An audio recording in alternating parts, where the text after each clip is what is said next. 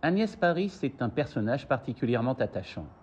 Baignée tôt dans l'univers du cheval, elle a fait preuve de beaucoup de culot en montant très jeune sur les obstacles.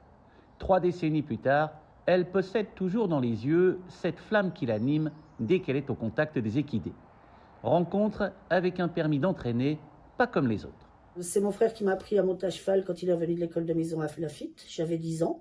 J'ai toujours monté ses chevaux qu'il a à l'entraînement puisqu'il avait pris son permis d'entraîner. À l'âge de 23 ans, j'ai eu envie de monter en course parce que je montais tout le temps à l'entraînement. Et puis ensuite, ça s'est pas trop mal passé. On a arrêté les chevaux chez nous, donc je suis partie chez Gérard-Paul Lévy monter chez lui. Et il me faisait monter en course, il m'a toujours fait confiance. Ensuite, en 92, j'ai pris mon permis d'entraîner à moi. Et puis, je me suis fait plaisir avec quelques bons chevaux, dont Angrex, mon cheval de crosse. Ensuite, c'est la vie. En 94, début 95, j'ai eu des soucis. Il s'est blessé. Mon cheval de steeple s'est tué.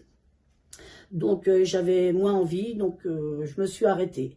Et en 2014, l'envie est revenue. Donc, j'ai eu la chance d'avoir un ancien propriétaire pour qui j'avais monté dans ma jeunesse, qui m'a fait confiance et qui m'a redonné des chevaux comme le Valmy de Vaux, qui était un bon cheval aussi, avec lequel je me fais plaisir. Le but du jeu, c'est continuer à monter à cheval tant que je peux et me faire plaisir. Quels ont été les chevaux marquants de votre carrière? L'Angrex, mon cheval de crosse. Vassili, que j'aimais beaucoup. Après la reprise Valmy de Vaux. Et puis, j'ai eu toute la série, Canaille, tout ça. Ils sont tous plus ou moins bons, mais bon, voilà. Vous êtes un permis d'entraîner, c'est-à-dire une activité qui n'avait rien à voir avec les chevaux? Oui, j'étais comptable. Enfin, je suis toujours comptable.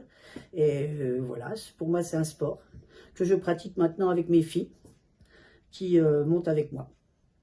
Alors, elles sont au nombre de 3 et vous organisez de quelle façon alors du coup? On monte les matins, suivant leur emploi du temps, suivant les horaires de la fac, les horaires de leur boulot. Et puis, quand on est que 2, on est que 2. Quand on est 3, on est 3, voilà. On fait ça en famille. Vous venez de temps en temps à Nancy galoper les chevaux? Suivant la nécessité pour l'entraînement, on sort de notre forêt et on vient faire de la vitesse à Nancy. À quoi vous aspirez désormais? À continuer à me faire plaisir, à toujours monter à cheval. Et puis voilà. Et puis ne pas dépenser trop d'argent, rentrer dans mes frais. Vous pourriez concevoir la vie sans cheval? Non. J'aime bien, même au parc, voir les anciens, les retraités. Voilà, c'est comme des copains, on a toujours des souvenirs. Voilà. Est-ce qu'il y a eu une victoire plus marquante qu'une autre? Les Cristalleries d'Aube, avec Angrex ici à Nancy en 93. Vous vous souvenez de ça? Oh oui. Racontez-moi.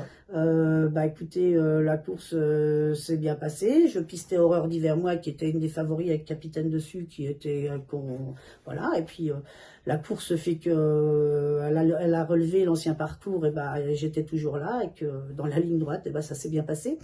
Voilà. Mais j'ai ma première victoire aussi avec un cheval à nous, Planeur, à Montier-en-Der. Montier-en-Der, j'ai gagné 2 fois la première année. Planeur et Helvétien en haie. Donc, où ma sœur vivait, donc c'était aussi un jour de fête et de plaisir, quoi. Agnès savoure chaque moment. L'an passé, elle a prouvé à Wissembourg, en scellant victorieusement Disco de Vaux, qu'elle était encore capable de dresser et de préparer soigneusement des chevaux, prouvant que l'heure de la retraite est loin d'avoir sonné.